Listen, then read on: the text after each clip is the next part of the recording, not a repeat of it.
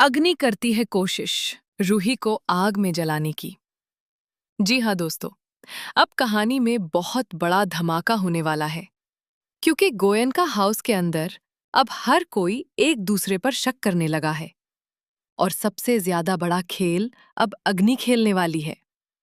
वहीं दूसरी तरफ रूही को इस बात का बिल्कुल भी अंदाजा नहीं होता कि उसके खिलाफ इतनी बड़ी साजिश रची जा रही है। लेकिन इस पूरे खेल में सबसे बड़ा सवाल यही है कि आखिर नकली नाहर कौन है और असली नाहर कौन है। अब इसी सच्चाई को बाहर निकालने के लिए अग्नि ऐसा खतरनाक प्लान बनाती है जिसे देखकर हर कोई हैरान रह जाएगा। जैसे ही सुबह का समय होता है, तभी नाहर धीरे धीरे रूही के कमरे की तरफ जाता है।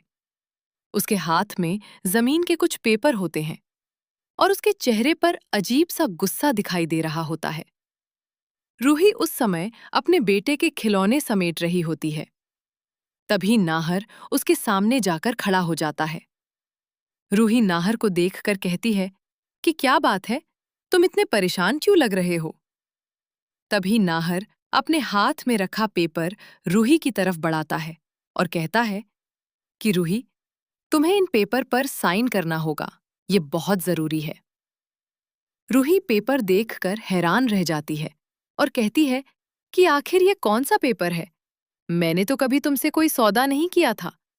तुमने मेरी मदद की और उसके बदले पैसे मांग रहे हो क्या? आखिर तुम मुझसे किस चीज का साइन करवाना चाहते हो? तभी नाहर गुस्से में कहता है कि तुम्हें ज्यादा सवाल पूछने की जरूरत नहीं है, बस चुपचाप साइन कर दो। लेकिन रूही को कुछ न कुछ गड़बड़ जरूर लग रहा होता है। वो लगातार नाहर से सवाल पूछती रहती है। उधर कमरे के बाहर अग्नि छुपकर ये सब देख रही होती है। अग्नि के चेहरे पर एक खतरनाक मुस्कान दिखाई दे रही होती है।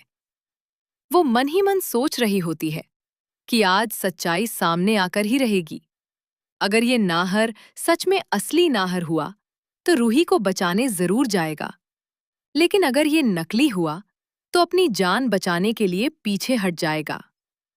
आज मुझे हर हाल में पता लगाना है कि आखिर ये आदमी कौन है। तभी अचानक रूही के बेटे का एक गुब्बारा लुढ़कते हुए कमरे के अंदर आता है। वो गुब्बारा सीधा रूही के पैरों के पास जाकर रुकता है। रूही उस गुब्बारे को उठाती है, लेकिन तभी उसे महसूस होता है कि गुब्बारे के अंदर कुछ अलग चीज भरी हुई है। रूही जैसे ही उसे थोड़ा दबाती है, वैसे ही गुब्बारा फूट जाता है और उसके अंदर से केरोसिन बाहर निकल आता है। केरोसिन सीधे रूही के हाथों पर गिर जाता है। रूही हैरान होकर कहती है कि ये कैसी बदबू है, कहीं मेरा बेटा केरोसिन से तो नहीं खेल रहा था। रूही बहुत ज्यादा डर जाती है और तुरंत अपने बेटे को ढूंढने के लिए इधर-उधर जाने लगती है। लेकिन उसे बिल्कुल भी पता नहीं होता कि ये सब अग्नि की चाल है। अग्नि पहले से ही वहां छुपकर खड़ी होती है और सही मौके का इंतजार कर रही होती है। जैसे ही रूही टेबल के पास पहुंचती है, तभी अग्नि पीछे से चुपके से जलता हुआ कपड़ा फेंक देती है। वो कपड़ा सीधे टेबल पर गिरता है और टेबल में आग लग जाती है। केरोसिन की वजह से आग बहुत तेजी से फैलने लगती है। रूही के हाथ में भी आग पकड़ लेती है। रूही जोर-जोर से चिल्लाने लगती है, बचाओ, बचाओ! लेकिन वहां कोई नहीं होता। रूही बहुत ज्यादा घबरा जाती है और आग बुझाने के लिए इधर-उधर देखने लगती है। उसे कुछ नहीं मिलता, तो वो जल्दी से वही जमीन के पेपर उठाकर अपने हाथ की आग बुझाने लगती है। लेकिन तभी सबसे बड़ा झटका देखने को मिलता है।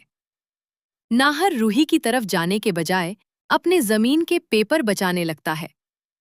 वो पेपर को आग से बचाने के लिए दौड़ता है और बार-बार कहता है कि ये पेपर जलना नहीं चाहिए, ये मेरे लिए बहुत जरूरी है। रूही दर्द से चिल्ला रही होती है, लेकिन नाहर को सिर्फ जमीन का पेपर दिखाई दे रहा होता है। उधर छुपकर खड़ी अग्नि ये सब देखकर हैरान रह जाती है। पहले उसे ऐसा लगता है कि नाहर रूही को बचा रहा है, क्योंकि वो तेजी से उसकी तरफ भागा था।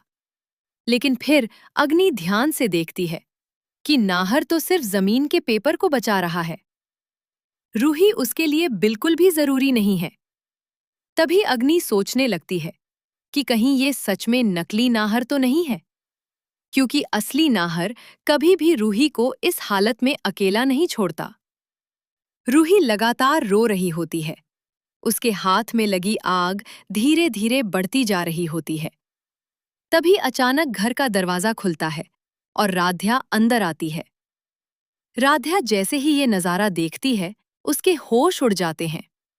वो तुरंत दौड़कर रूही के पास जाती है और पास में रखा पानी उठाकर रूही के हाथ पर डाल देती है।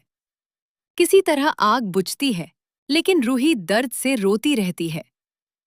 राध्या बहुत ज्यादा गुस्से में आ जाती है। वो नाहर की तरफ है। लेकिन इस पूरे खेल में सबसे बड़ा सवाल यही है कि आखिर नकली नाहर कौन है और असली नाहर कौन है। अब इसी सच्चाई को बाहर निकालने के लिए अग्नि ऐसा खतरनाक प्लान बनाती है जिसे देखकर हर कोई हैरान रह जाएगा। जैसे ही सुबह का समय होता है, तभी नाहर धीरे धीरे रूही के कमरे की तरफ जाता है। उसके हाथ में जमीन के कुछ पेपर होते हैं और उसके चेहरे पर अजीब सा गुस्सा दिखाई दे रहा होता है। रूही उस समय अपने बेटे के खिलौने समेट रही होती है।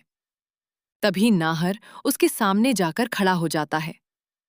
रूही नाहर को देखकर कहती है कि क्या बात है, तुम इतने परेशान क्यों लग रहे हो। तभी नाहर अपने हाथ में रखा पेपर रूही की तरफ बढ़ाता है और कहता है कि रूही, तुम्हें इन पेपर पर साइन करना होगा, ये बहुत जरूरी है। रूही पेपर देखकर हैरान रह जाती है और कहती है कि आखिर ये कौन सा पेपर है? मैंने तो कभी तुमसे कोई सौदा नहीं किया था। तुमने मेरी मदद की और उसके बदले पैसे मांग रहे हो क्या? आखिर तुम मुझसे किस चीज का साइन करवाना चाहते हो? तभी नाहर गुस्से में कहता है कि तुम्हें ज्यादा सवाल पूछने की जरूरत नहीं है, बस चुपचाप साइन कर दो। लेकिन रूही को कुछ न कुछ गड़बड़ जरूर लग रहा होता है। वो लगातार नाहर से सवाल पूछती रहती है।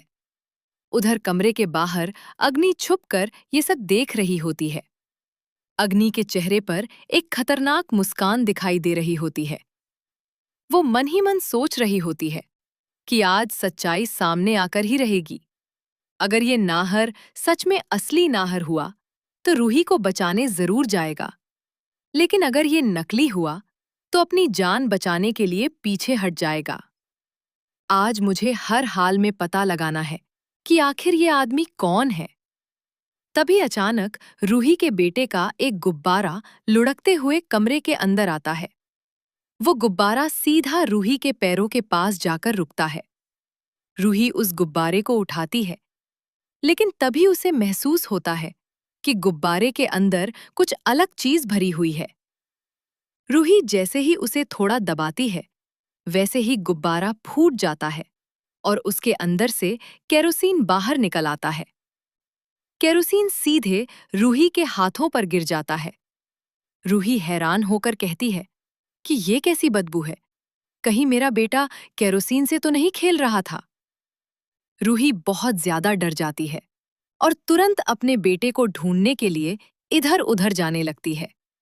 लेकिन उसे बिल्कुल भी पता नहीं होता कि ये सब अग्नि की चाल है। अग्नि पहले से ही वहां छुपकर खड़ी होती है और सही मौके का इंतजार कर रही होती है।